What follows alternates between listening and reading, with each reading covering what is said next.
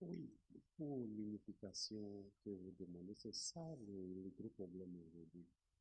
Euh, J'aimerais que ceux qui entourent papa essaient de libérer la voie à ceux qui envoient souvent des notifications pour rencontrer papa. Parce que c'est fait que pas mal de pasteurs chez qui on a pris pour voir, écouter le son de cloche, et tous disent, quand on envoie une notification à la paroisse mère, on ne les répond pas, soit quand vous allez, on ne les reçoit pas. On vous tourne en rond jusqu'à ce que papa, on ne voit pas papa.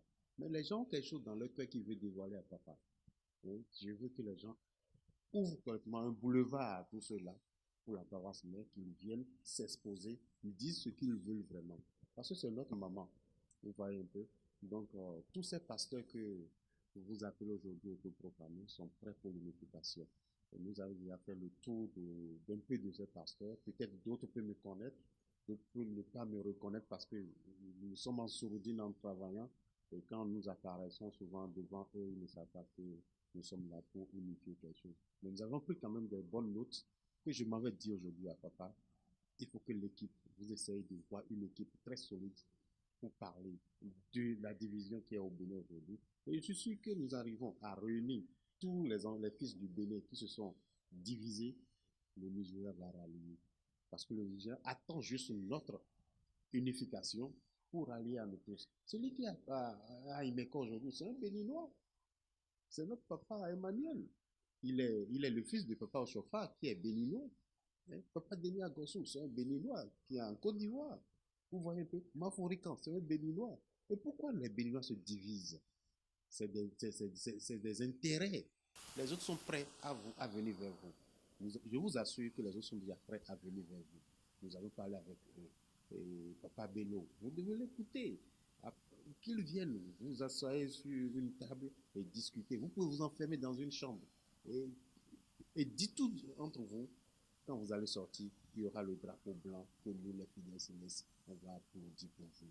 C'est ça ce que nous voulons aujourd'hui. Et que Papa Chofa, notre Père fondateur, même de là où il est, vous pensez qu'il est parti. Non, il est toujours assis à côté de vous. Il est toujours dans la paroisse, mais il est toujours dans toute paroisse. Moi, par exemple, il arrive des moments quand je rentre dans mon bureau parce que je prends la constitution bleue, je vois papa assis dans ma fauteuil. Et il me dit, mon fils, tu es là. Je dis, oui, je suis là. La belle preuve, je n'ai pas écrit une demande avant de venir là où je suis aujourd'hui. C'est la constitution bleue dont je vous ai parlé.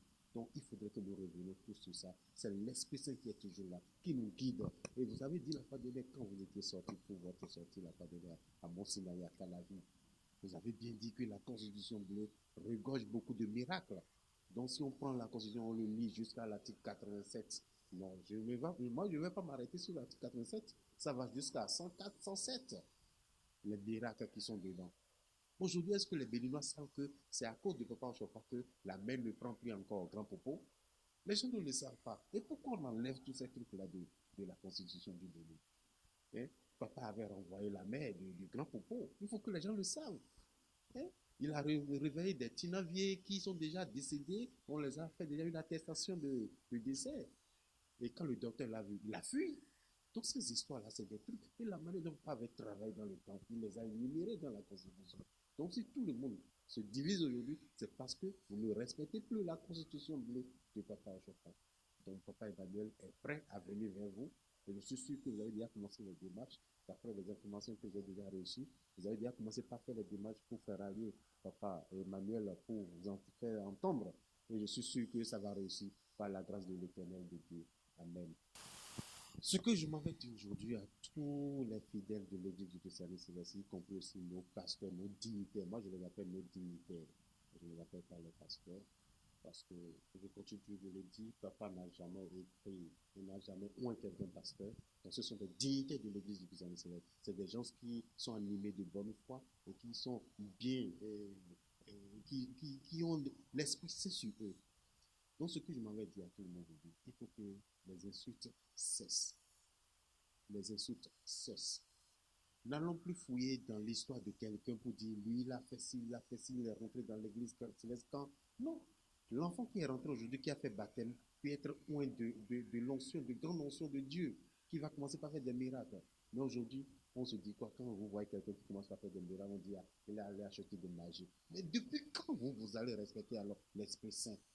il faut que les fidèles chrétiens qui sont de tel bord, de tel bord, je n'aime pas entendre ces gens de trucs. Revenons sur la doctrine de l'Église du christianisme céleste et cessons d'insulter nos dignitaires. Nos dignitaires demeurent les représentants de notre Seigneur Jésus-Christ, les représentants de Papa Oshofa. Donc nous ne devons pas insulter ceux-là et rejeter la constitution de Papa Oshofa. C'est rejeter Jésus-Christ, c'est rejeter Dieu éternel qui a missionné Papa Oshofa à travailler pour nous. Et il nous a bien dit que nous sommes les enfants d'Israël qui sont là pour unifier le monde entier.